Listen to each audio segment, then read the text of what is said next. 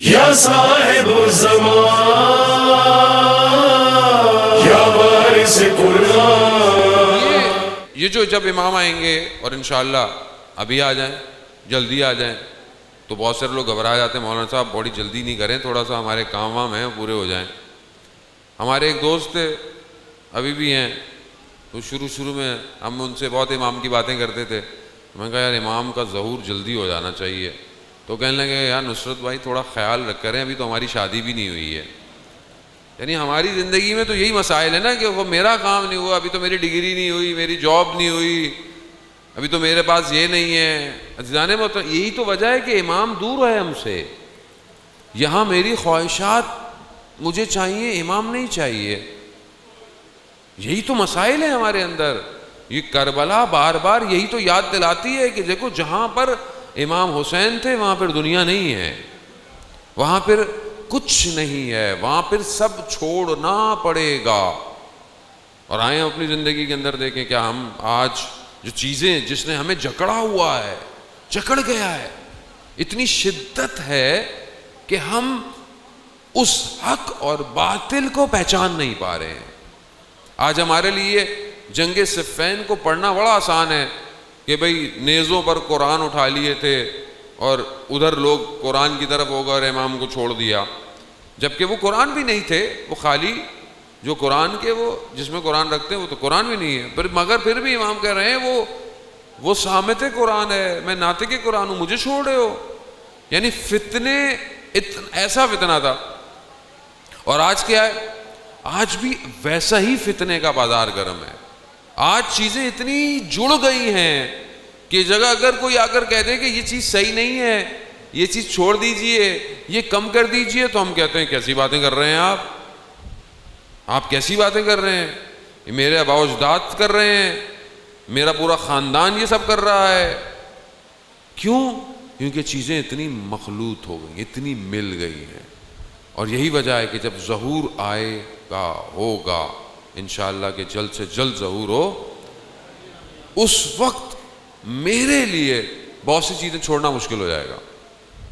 تو اس سے پہلے کہ وہ وقت آئے اور میں سوچ میں پڑ جاؤں، بہتر ہے کہ میں ابھی سے پریکٹس کروں. عزیزان محترم، میں پریکٹس کروں. میں نے آپ کی خدمت میں عرض کیا کہ جو رکاوٹیں ہیں، موانع ہیں، وہ ہرڈلز جو ہیں، وہ ہمارے گھر سے لے کر میرے اپنے وجود کے اندر، سسٹم کے اندر ہر جگہ ہیں.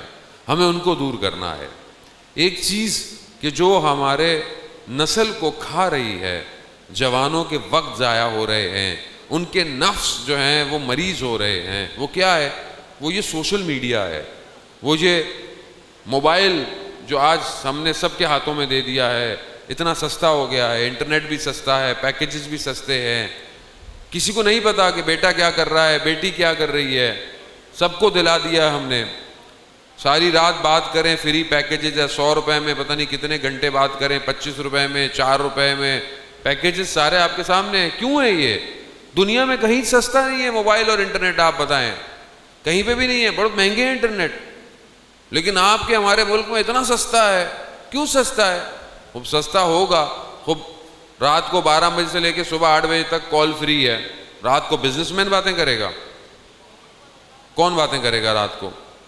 ظاہر ہے ایک جوان لڑکا اور لڑکی باتیں کریں گے، اور کیا ہوگا؟ یعنی نسلوں کو تباہ کرنے کا پیغام پورا. اور ہم بھی بہت شوق سے 6 سمیں لے کے گھوم رہے ہوتے ہیں، یہ نہیں تو وہ لگا لو، وہ نہیں تو یہ لگا لو. ہمیں نہیں پتا. یہ والدین کی ذمہ داری ہے. آپ اپنے بچوں کو جب چیزیں دے رہے ہیں، ٹھیک ہے، اس کے فائدے اپنی جگہ پر ہیں، علمی چیزیں اپنی جگہ پر ہیں، لیکن کتنا ہم اس سے علمی فائدہ کتنا اٹھا رہے ہیں؟ ہمارے یہاں کتنے ریسرچ اسکالر پیدا ہو گئے. آپ کبھی اپنے بچے سے فزکس کا فارمولہ پوچھ لیں، جو فزکس پڑھتا ہے اس سے پوچھ لیں کہ خوب چلیں جو کتاب کے اندر ہے یہ بھی تم نے اگر بتا دیا تو بڑی کمال کیا، مگر اس کتاب سے علاوہ فزکس، دنیا میں فزکس کیا کر رہی ہے، دنیا میں کیمسٹری کیا کر رہی ہے، کتنے ایلیمنٹ اور نئے پیدا ہو رہے ہیں، آئی ٹی کی دنیا میں کیا ہو رہا ہے، آرٹیفیشل انٹیلیجنس کیا کر رہی ہے. پوچھیں اپنے بچے سے، یہ جو آپ نے اس کو دلا دیا ہے وہ کیا کر رہا ہے اس کے اوپر بیٹھا ہر وقت. وہ کم از کم کچھ علمی کام سیکھے، کوئی ڈاکیومنٹری سیکھے، کوئی چیز سیکھے، کچھ معاشرے کی اصلاح سیکھے. کہ کیسے میں اپنے محلے گلی کو خوبصورت کر سکتا ہوں, کیسے درخت لگ سکتے ہیں, کیسے صفائی ہو سکتی ہے, کیسے نکاسی کا نظام بہتر ہو سکتا ہے. مگر سارا کام حکومت کا ہے کیا؟ تو ہم کر کیا رہے ہیں؟ گیم کھیل رہے ہیں بیٹھے ہوئے. کینڈی کرش کھیل رہی ہے دنیا بیٹھی ہوئی, ٹافیاں توڑ رہی ہے. یہ کون سا توڑنا ہے؟ نہ ثواب ہے نہ عذاب ہے, عذاب الگ ہے. بڑے بڑے لوگ بیٹھے ہوئے ہیں, آن لائن گیم ہے, کروڑوں روپے کما لیے, 1 روپے بھی نہیں مل رہا ان میں سے. یعنی آپ دیکھ رہے ہیں کہ کن توہم اور خیالات میں معاشرے کو ڈال دیا ہے. بیٹی کے پاس الگ موبائل ہے, بیٹے کے پاس الگ موبائل ہے.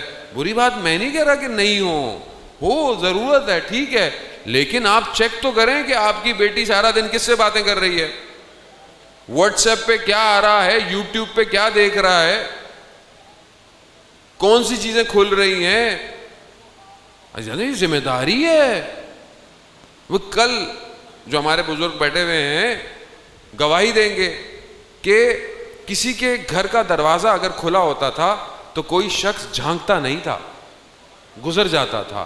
ادب کا تقاضا نہیں تھا کسی کے گھر میں جھانکنا. اسلام جو احکامات بتاتا ہے کہ اپنے چھتوں کو ایسے بناؤ, کیوں اسلام کے احکامات ہیں؟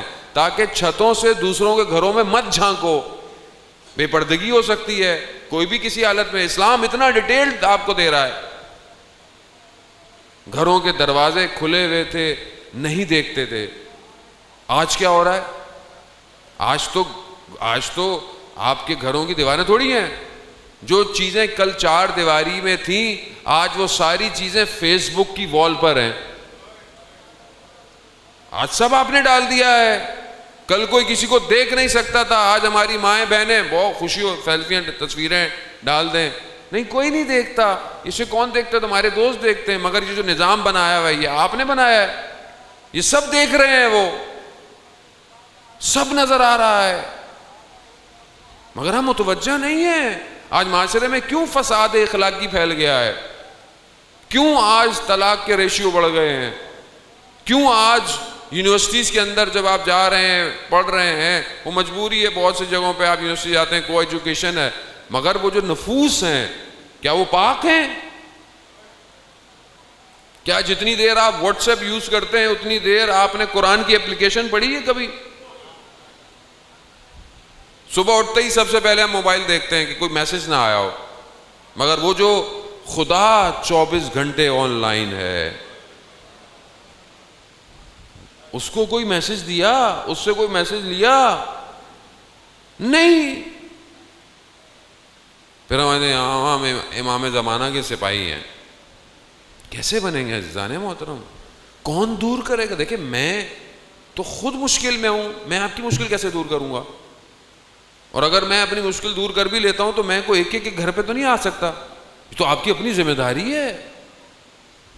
آج اگر آپ اپنی نسل کو صحیح نہیں کریں گے تو کل یہ اپنی نسل کو صحیح نہیں کرے گی. آپ بولے نہیں میں تو کماتا ہوں, میرے پاس تو ٹائم نہیں ہے, میں تو بس پیسے دے سکتا ہوں, فیسیں دے سکتا ہوں, یہ کر سکتا ہوں, وہ کر سکتا ہوں. اگر آپ زحمت کر رہے ہیں تو تھوڑی زحمت کر کر ان کی تربیت اور مربی بھی بنے. ان سے پوچھیں بیٹا رات کو کہاں جاتے ہو, دوست کون ہیں تمہارے, کن کے ساتھ اٹھتے بیٹھتے ہو. یہ ضروری ہے. نسل تباہ اور برباد ہو رہی ہے, اسی وجہ سے ہو رہی ہے. اسی وجہ سے ہمارے عقیدے کمزور ہیں, اسی وجہ سے ہمارے ایمان کمزور ہیں. ہم ظاہر میں بہت اچھے ہیں, بہت اچھے ہیں ہم لوگ ظاہر میں, آپ ہمیں دیکھ لیں آپ کو تصور نہیں, لیکن ہم اندر سے گڑبڑ ہے عزیزان محترم. میں اندر سے مشکل میں ہوں, اور جب تک میں اس مشکل کو دور نہیں کروں گا میں کیسے امام تک پہنچوں گا؟ امام تک پہنچنے کے لیے مجھے اور آپ کو بہت مشکلیں دور کرنی ہے, اس خدا کی طرف جانا ہے.